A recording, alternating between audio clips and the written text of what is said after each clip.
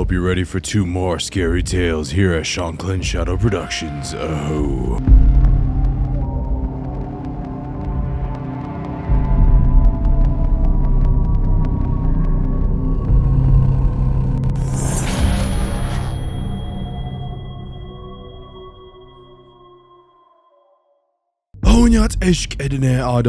Welcome back to another episode of Shanclen Shadow Productions. Yes, we're here, I'm here, you're here, and we are here to listen to some creepy tales submitted by you, the viewers. And I have to tell you, these two are very creepy indeed. Now, before we get started, as always, be sure to like, share, and subscribe. Turn on your notifications also so you guys don't miss any uploads, live streams, or any posts here at Shanclen Shadow Productions. I know some of them notifications may not go through, but it is what it is. That's why you gotta follow me at Clen Warrior SSP on Instagram. Clen_Warrior_SSP on Instagram for daily updates on our new video uploads. Yes.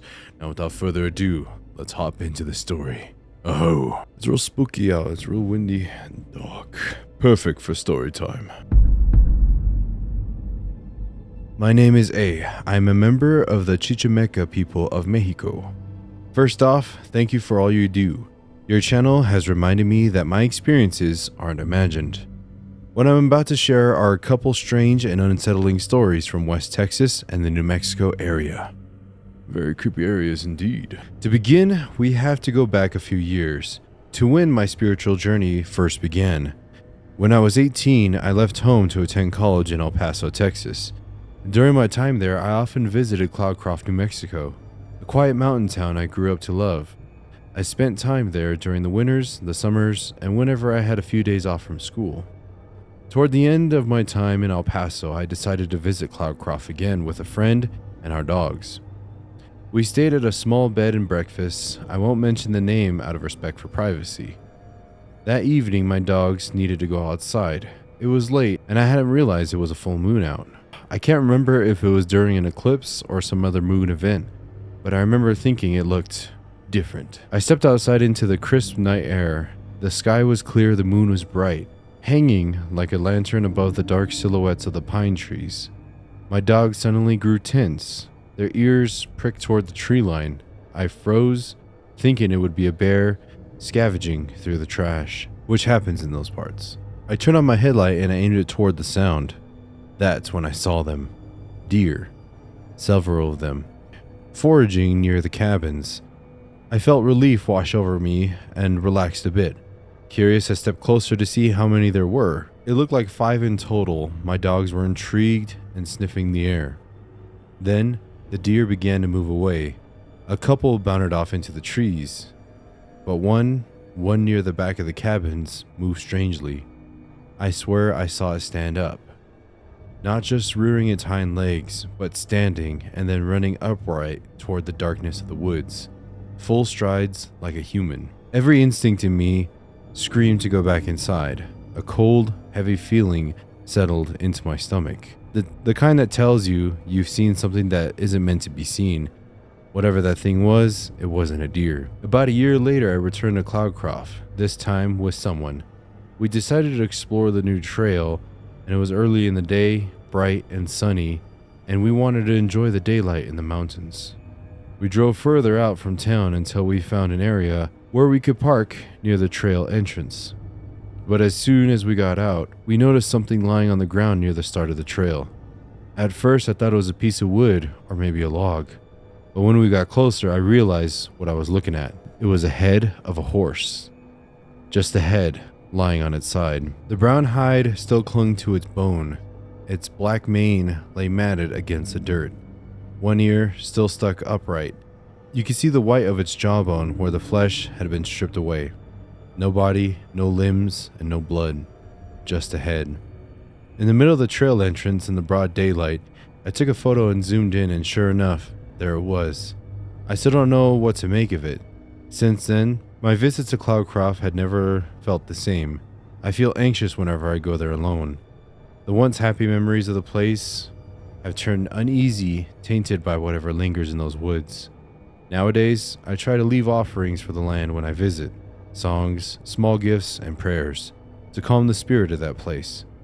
To remind it that I come with respect, but I understand now. There are things that are beyond what we can see. Around this time, I began reconnecting with my culture and my ancestral practices, especially medicine work. In our ways, deer are sacred, guides that represent healing and spiritual knowledge. One night, after a late night shift at work, I drove home to my apartment in El Paso, high up near the mountains. The street leading into my complex had houses with large front yards. It was quiet, almost midnight. So when I saw a traffic jam ahead, I was confused. As I got closer, I saw people standing outside their cars, taking pictures of something in someone's yard. It was a group of deer. Not one or two, but 6 or 7. That was incredibly rare for the area. There were greener places nearby with better cover, but for some reason, this group had chosen that one yard that night. I pulled over and started recording a video to show my partner. As I filmed, I noticed something in the distance, a blinking light in the sky. It appeared out of nowhere, moving smoothly in a straight line. It blinked rhythmically, and then suddenly, it vanished. I caught it on camera and my hands were shaking as I replayed it. The light appeared again, blink, blink, then gone. There were no trees or buildings that could have hidden it. It just disappeared. I sent the video to a friend, thinking I'd catch her something rare, but later, then I tried to find out again. The video was gone, deleted. I searched everywhere on my phone, but nothing. I called my friend and he checked his phone too. It was gone from his phone as well. Just vanished. I have more experiences I'll share with you soon, but these moments changed me and how I see the world. Thank you for all you do. Yay! Let's talk about this one. So, there was a horse head on a trail with no body or limbs. Could possibly be normal. Especially in an area, if there's coyotes or wolves or bears, sometimes they'll kind of pick at the body and like scrounge it around and pull it around everywhere. And sometimes you'll see a horse head. It could also be very spiritual as well, or something to leave a marker message not to go down this trail at all. Could be that too. Now, when it comes to a deer standing up on its hind legs and actually running like a human, that's where in our culture, when it comes to a deer standing on its hind legs, you grab your sword, you grab your blessed shotgun, and you start blasting away. There's always all these memes. You look outside, you're enjoying your dogs playing, or you see a deer munching outside, and then you see it standing up on its hind legs and start walking and running, and you freak out a little bit. But yes, very trippy indeed when it comes to seeing something like that. It's definitely not normal, and cannot really explain that, seeing a deer run like a human like that. So possibly ran into a shapeshifter out there as far as for when it comes to the deer or the elk. But when you were started to explore and dive deeper into your ancestral ways, and then those deer kind of making themselves known in location, could be migration, that they are moving to different locations depending on whatever time of the year it could be. Sometimes, especially when it comes to human development, it goes through a lot of homes, buildings, apartment complexes, or stuff like that really do kind of get in the way of their migration patterns, wherever they go, wherever they may go for the seasons. So it could just be that too as well. But as you said, when you started diving deeper into your ancestral ways, you found the meaning of what those deer actually are. And the first time you saw that deer is kind of, what evil does is they like to twist and make good stuff. Symbolism. Twist it to be evil and dark, to be able to make you question your faith or religion. Now, with these deer that were inside of this apartment complex, I would say just follow whatever you were feeling. If those interactions are just normal deer, or sometimes you'll actually kind of feel if those deer are there for a specific purpose to give a message to somebody, or they're just kind of just there to hang out. Now, when it comes to the blinking light in the sky, all of this is not real. You are part of a simulation inside of an alien program. Just kidding, no. Yeah, when it comes to lights in the sky, especially at certain times like this, could be a spirit that's inside of the stars itself. That's what we talk about, the Star Nation people too as well. Or it could be ancestor relative looking out after you too as well, to let you know like, hey, everything's gonna be okay. But if you had an unsettling kind of feeling with it too, could just be a natural spiritual event that could be happening, and you just so happen to see some of it too. And I'm guessing that may be the case because the spirits came and deleted your video of it, and that has happened sometimes, especially on some paranormal investigations too. Some footage is just gone or corrupted. You know, the spiritual beings have those powers to be able to do such things like that. But 100% you made it out okay. And thank you so much for submitting this video to, or the story here to Shanclen Shadow Productions, and hope everybody in the audience is enjoying that story as well. Very, very creepy. And let me just say, if I ever saw a deer stand up on its hind legs, sword's coming out and I'm going on a hunt. But anyways, thank you so much for submitting the story again. On to the next story. Aho. I've been watching your videos ever since I discovered you through Paranormal Files. I find your culture fascinating and I respect it deeply. The way you speak about the spiritual and the unseen just makes sense to me. I've always wanted to share this story with someone like you because you've experienced and understand the paranormal on a level most people don't. I actually came from your Rwanda and New Zealand stories video. The possession in the New Zealand story reminded me of my own experience. Mine was much lighter, thankfully, but it brought back memories I've never forgotten. I'm excited and a little nervous to finally tell you about it. I'd love to hear your thoughts and maybe see it on one of your videos someday. Yes, the time has come for that. The story I'm about to share took place in my parents' home, an apartment building in a large city in Greece. I still live there today. Greece, nice, that's a first. It happened in 2015, and when I was around 11 years old. I'm 21 now. Back then, I was a baptized Orthodox Christian. I went to church, attended Bible studies every week, not because my parents made me, they're not very religious, but because it brought me peace. It was something I was drawn to on my own. One day, curiosity got the best of me. I watched a trailer for a movie about a Ouija board. And like so many before me, I made the mistake of wanting to try it. I convinced my friend to watch the movie with me at my house. Afterwards, we decided to play with the game ourselves. Since they don't sell Ouija boards here in Greece, thank God, I made one. Just a piece of A4 paper and a pen. I drew the letters, the numbers, yes and no. And to our surprise, it worked. The pen began to move, slowly but unmistakably. We couldn't believe it. Surely one of us had been doing it. My friend tried to explain it away. A trick of the mind, muscle memory, the odometer effect. But the truth is, we are both shaken. We didn't properly say goodbye to whatever we'd contact. I didn't even remember what I did with the paper afterward, whether I tore it up before or after what happened next. But I know that it was wrong. I just remembered ripping it to pieces and throwing it in the trash. That's when things started to get strange. After playing, I sat on my bed and my best friend sat on the floor, her back to me. I called her name a few times, but no response.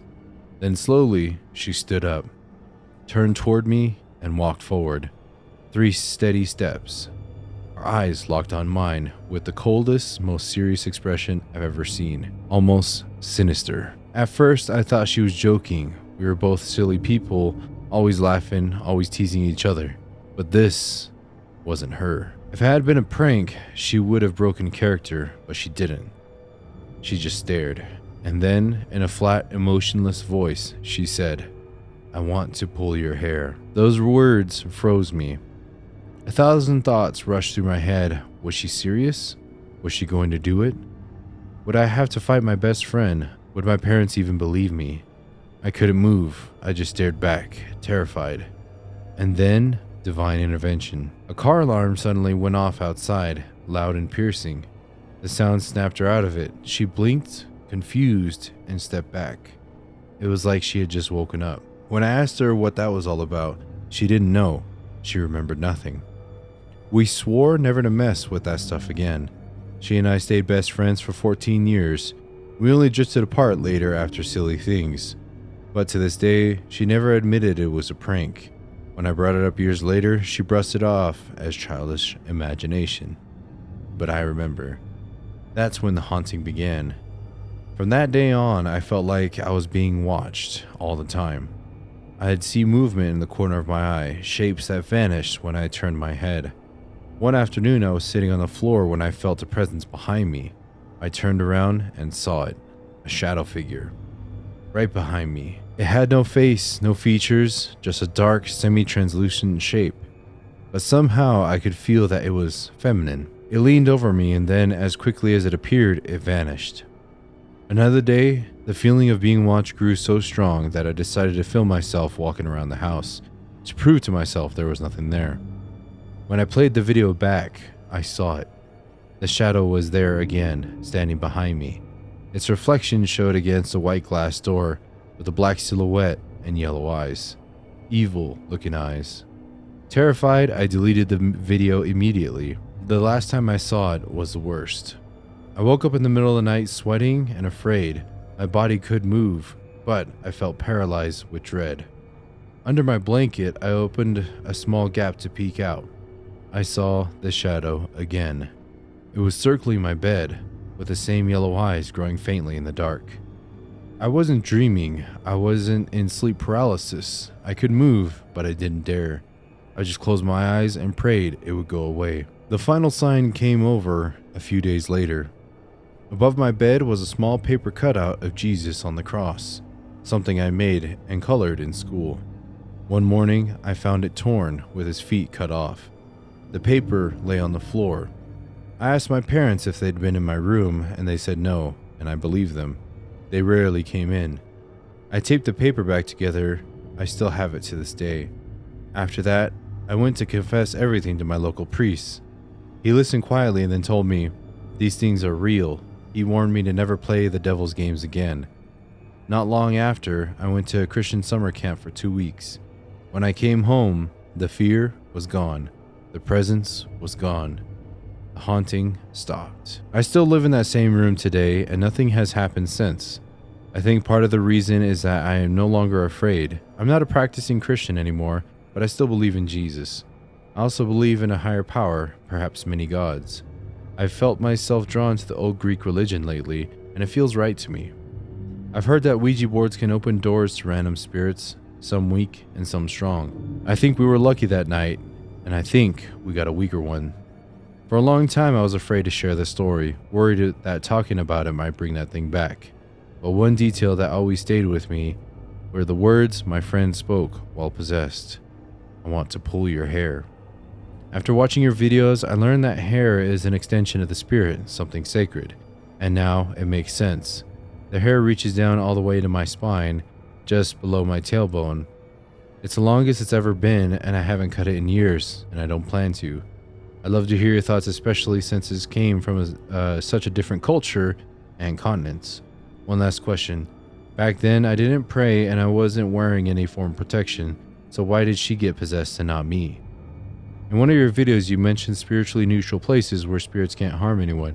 If that's true, does that mean they can't possess humans there? Thank you so much for what you do. Yeah. Okay, so let's work our way backwards here. Spiritually neutral places. People getting possessed, no, that's not really a thing that can happen in neutral spaces because you're, in a sense, taking on the form of unless it's a voluntary possession.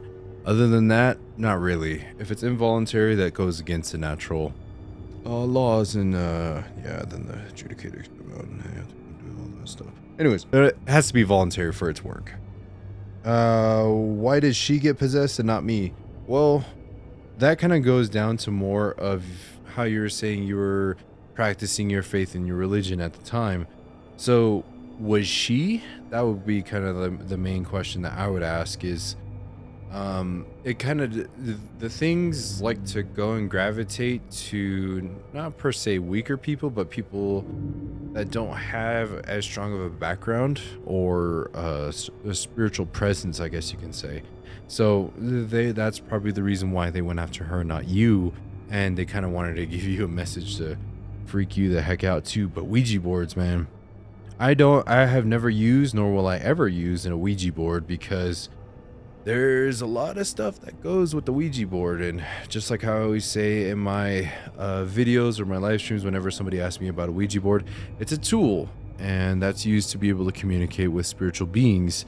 Does not come from my faith or religion or my tribes, so yeah, I don't know how to use it properly, but and all the stuff that really goes in the fine print and reading between the lines of what happens when you use a Ouija board.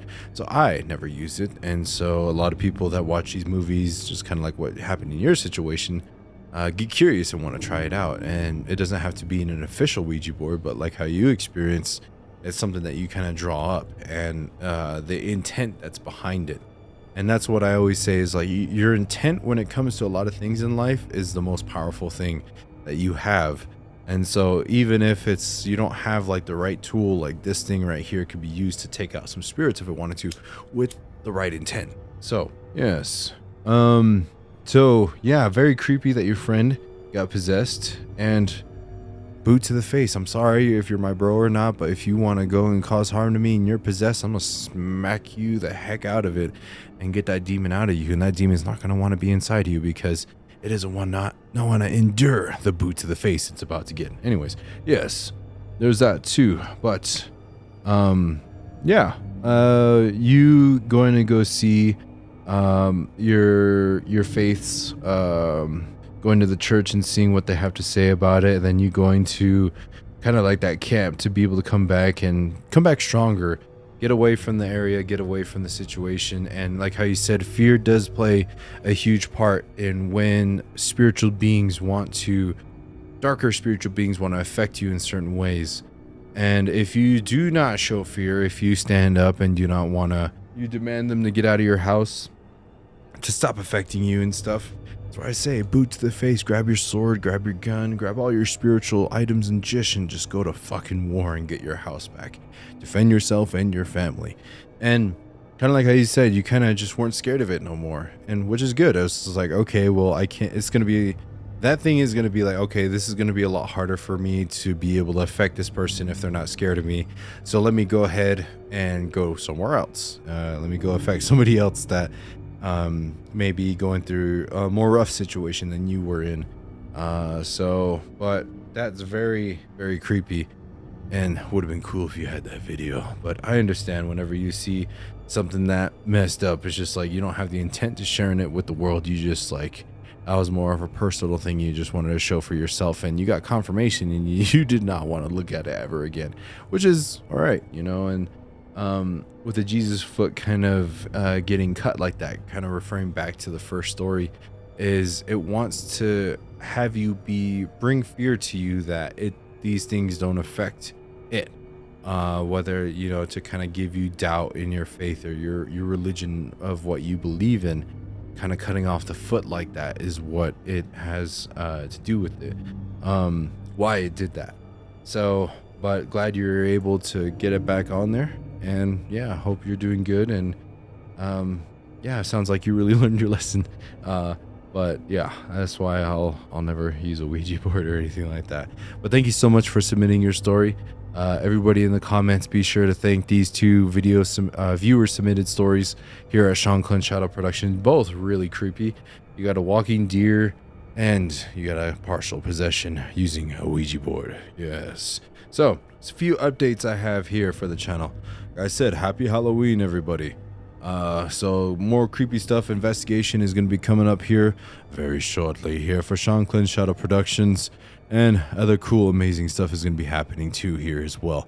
Audio only episodes will be coming back here very soon, within any day. I just got to finish editing up this one.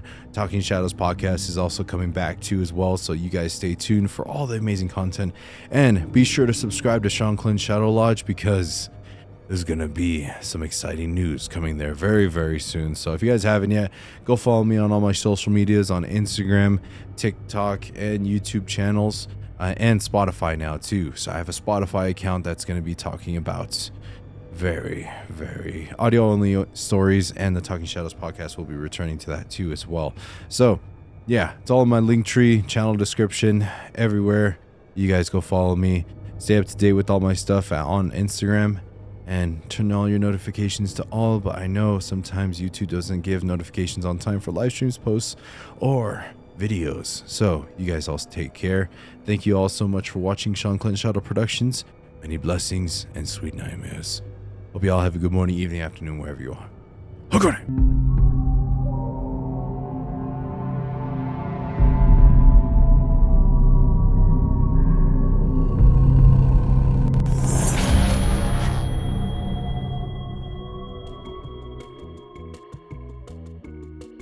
See, this is where you get a grenade. Throw that. No deer will mess with you ever again. Like I think all my homies know if they get possessed around me and they start doing some crazy ish, they're getting a boot to the face, possessed or not. I'm talking about you bros, not you the viewer. They know who they are. Get a big old hand slap to the face. Yeah.